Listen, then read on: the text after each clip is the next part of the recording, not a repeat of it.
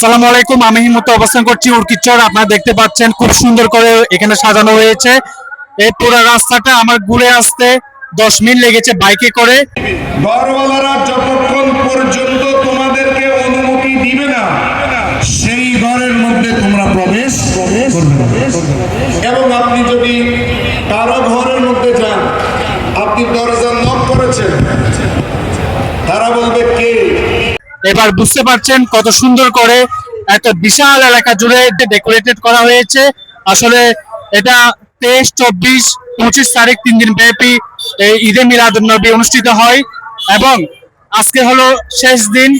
এখানে আপনারা শুনতে পাচ্ছেন, দেখতে পাচ্ছেন যে এখানে অনেক মানুষ, আসলে একদম ব্যস্ত, একটা বিজি রুট এটা।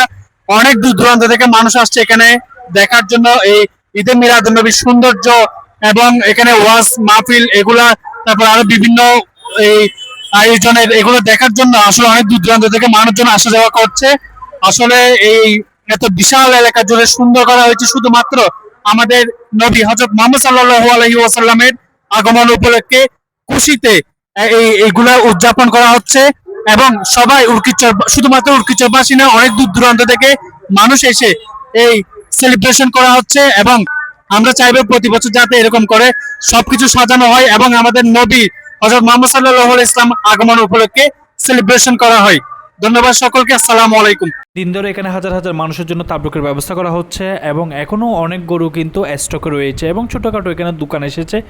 পুরা এলাকাটা খুব সুন্দর করে অলি গলি সব কিছু অনেক সুন্দর করে সাজানো হয়েছে। এটি অনেক বেশি আসলে আকর্ষণীয়, সবাই দেখতে আসে।